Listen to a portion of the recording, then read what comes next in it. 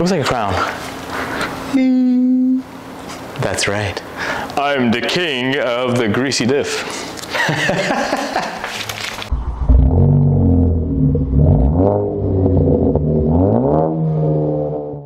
So, I hate starting with so. So, what happens is that as you're driving in anger and with violence, you want to make your manual shifts as quick as possible. And we get on this particular track, we get a lot of 3 to 4th gear shifts. And I've noticed that as I'm in 3rd gear and I'm just gonna kick the clutch in and go into 4th, even though I'm pushing this clutch all the way in, it's grinding coming into 4th. And for me to not have it grind, I almost have to do kind of like just a fraction of a second stop in neutral and then put it into 4th.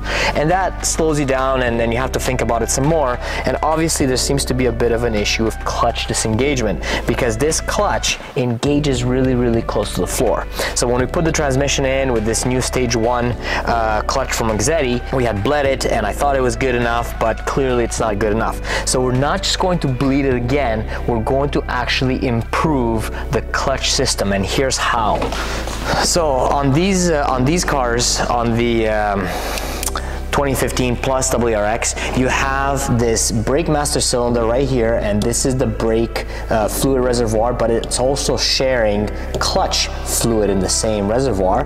And it's really hard to see in the back here, but in behind the intercooler is where you have your master cylinder for your clutch. And this master has a hard line right there, and that hard line then goes into a soft line, and it goes into your slave, which is attached to the transmission right behind the intercooler. So what we're gonna do is we're actually gonna backdate the system, and we're going to put in a GD STI master cylinder on the to replace this one, and it has its own reservoir, which is quite nice because it doesn't share fluid with the brake reservoir. And on top of that, we're going to go with a stainless steel line. And finally, we're going to despring the slave cylinder so that there's direct action on it, and it's going to make the slave cylinder much easier to bleed. It's going to make the master cylinder, the new master cylinder, much less likely to leak. And finally, the end result should be our ability to shift the transmission much faster without having to, that grinding or having to kind of think about it. So that's going to be an upgrade that's going to be done. It's actually, we're not going to do it in the shop. Our friends at Dale's are going to do this upgrade for us because we're running out of time and we've got a whole bunch of cars to tune on the dyno before the next track day. However, we will be doing some stuff in shop on this car, and we will be doing the limited slip diff, the plated Cusco 1.5Way, and we're also going to be focusing on some weight reduction.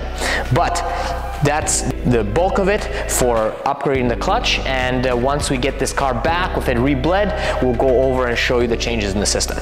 It's back from Dale's, and what they've done is that they've replaced our master cylinder in it with backdated GD one, which has its own reservoir, and they've replaced this corrugated flexible line with a braided stainless steel braided line, and also desprung the slave.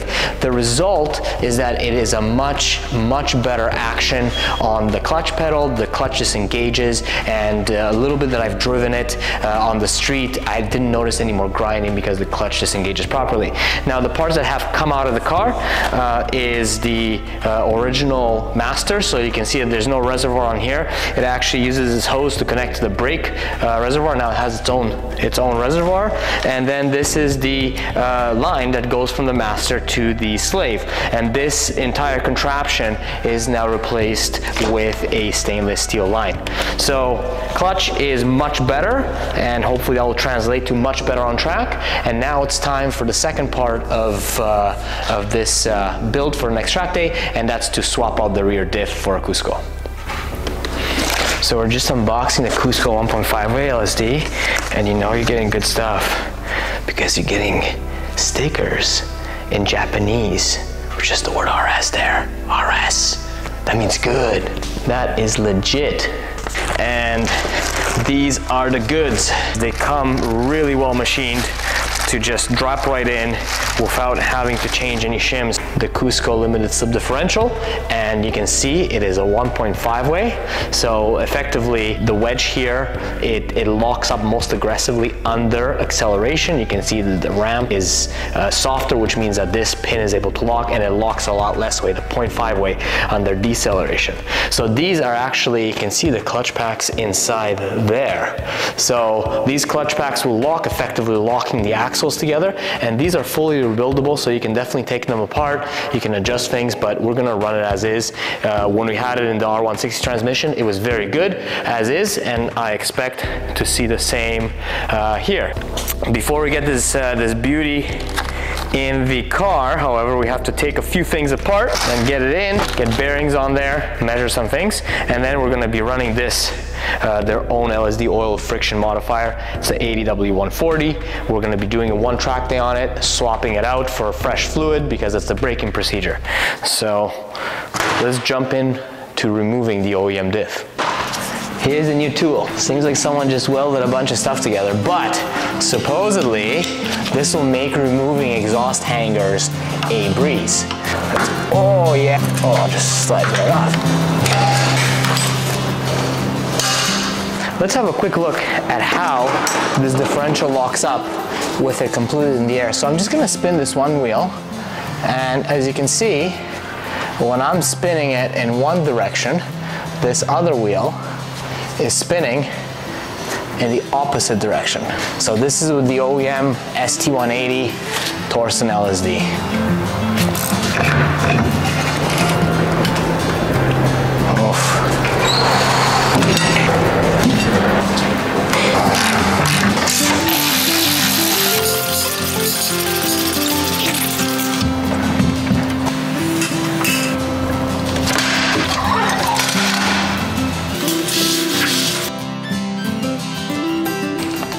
So here, taking off the back cover, ooh, we're about to be revealed the torsen. So now you can see inside the diff that you've got the crown, which is basically the gear that you can see. I spin this and the input shaft to the diff is spinning.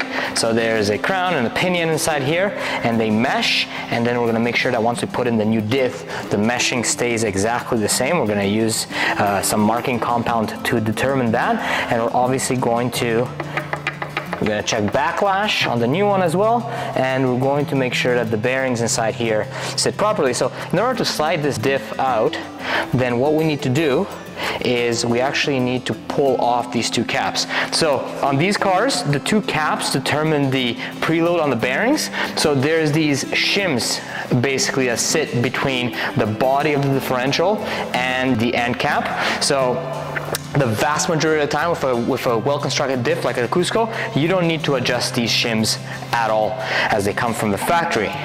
We're going to check the height of the diffs, compare the two side by side, and that will convince us whether or not this is indeed the case.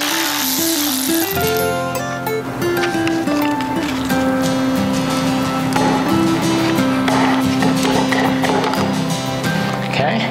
So that is one cap.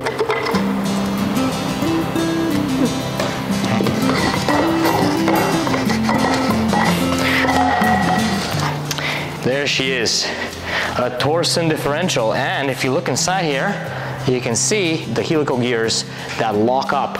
So they press against the edges of each other to create the lockup that the car experiences.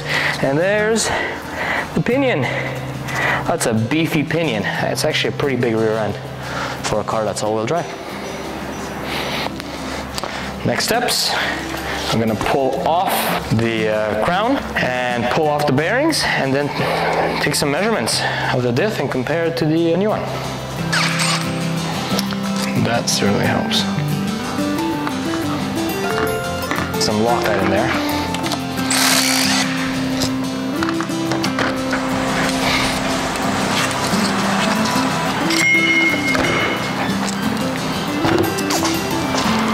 Beauty. There's the crown. The next step is to pull these bearings off.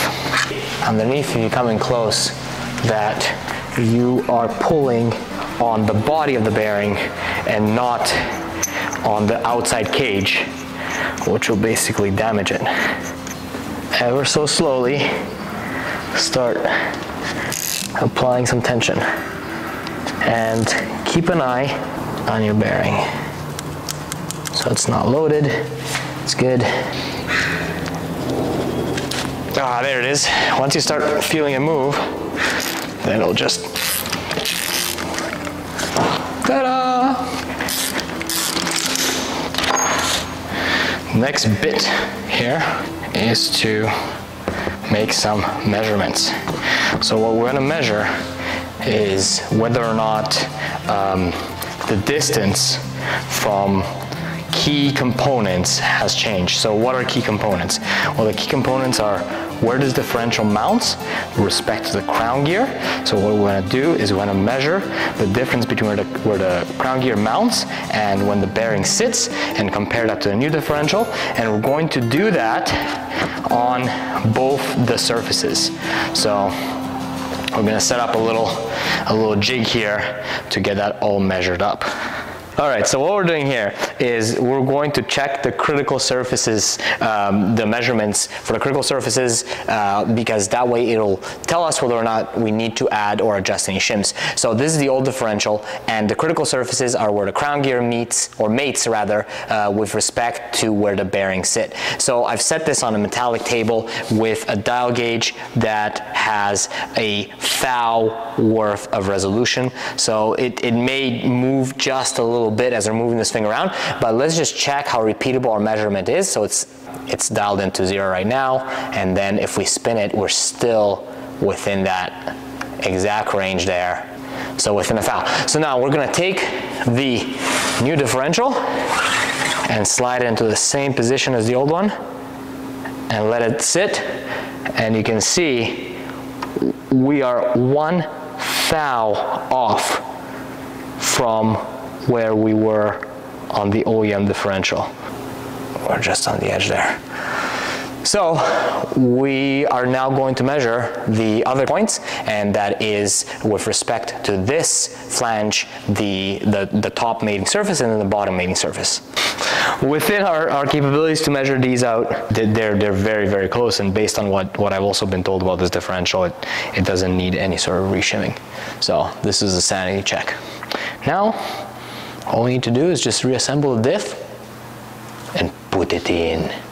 So we just pulled out the bearings here, or rather the race, out of the cups, out of the original transmission. You can see that if you look closely, you can see a band of wear on the race, and this is something that I'm surprised to see, honestly. I saw it on the WRX, I'm seeing it again, and here's how a brand new race looks like. As you can see, that there's absolutely no wear. So we're just gonna pop in these new races and bearings on the diff, and it came out really easily. We also have a new set of seals that we're putting in. So this is just all nice kind of maintenance stuff that we're going to ensure as long as happy of a life as possible of the diff here. So a little contraption, and this gear puller, it's made by Gear Wrench, but I've used it so many times now, it's worthwhile. Having the right tools in place often helps.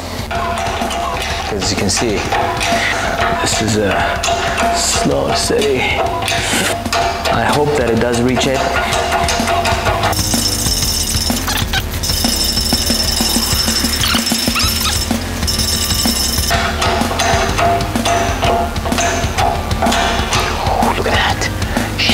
In like butter.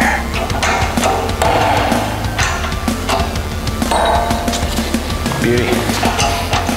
So what are we doing here? We're taking out the old seals, and we're just gonna press in a brand new seal. This is an axle seal, and while they may not be leaking, I mean, we're already here, we're already doing all the bearings and all that, so it's a $5 seal, might as well put it in.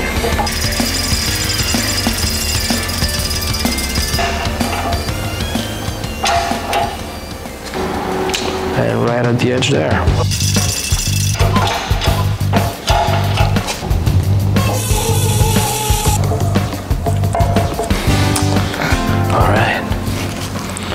bearings in.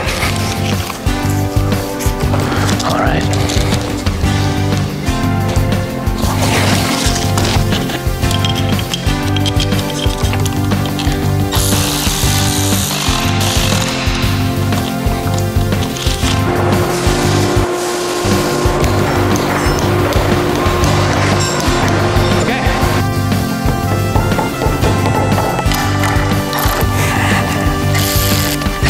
A little bit of backlash, not too bad.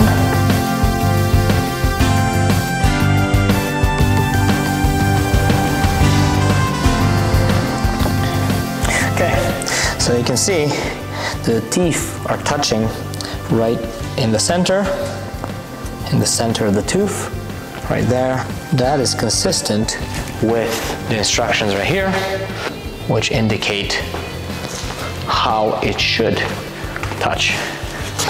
This transmission or this differential will see quite a few fluid slops more frequently than OEM, so this stuff will come out. So it's 4 foul. The spec is 4 to 8 foul. I'm pretty happy with 4 foul. There it is. It's just under 5 foul. So backlash is good. Tooth pattern is good. Time to put on the back cover. Get it back in the car.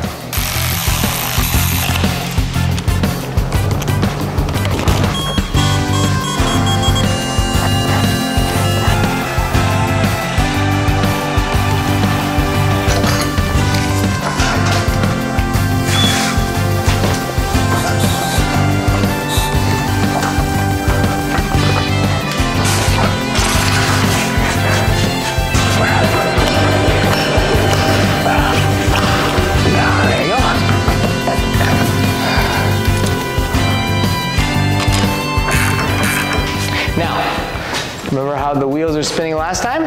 One was going one direction and the other one was going in the opposite direction. Now, you can see the wheels are going in the same direction.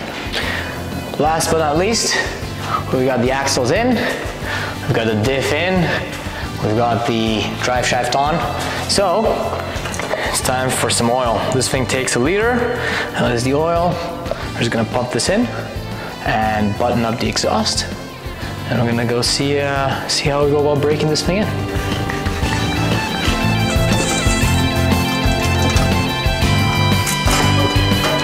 Yeah, this one's on. This is not supposed to happen, is it?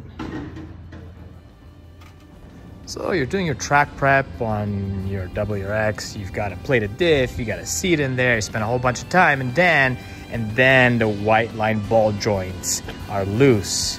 So who comes in clutch? All right, so this is supposed to be a video where we have a different white car here. It was supposed to be the WRX, but unfortunately, upon the final inspection of the WRX, we found out that the lower ball joints, which were an aftermarket white line, unfortunately failed. This is the second piece of suspension componentry that has failed and has kept us off the track. Good news though, I know some of you guys really wanted to see some RS action, so we brought out the RS. Now, this is not nearly as prepped as the WRX. It has a set of coilovers with more camber up front, close to 3 degrees up front.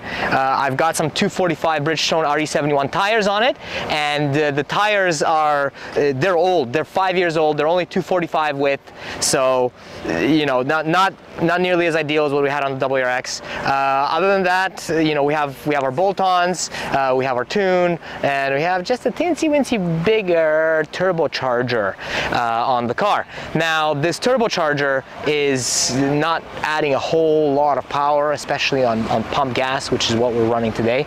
So just very little prep time to get the car going. But the great news is that the car is doing great. It's very natural to drive. There's a little bit of understeer push now that it's gotten really hot out here. But otherwise, it's been really good to drive.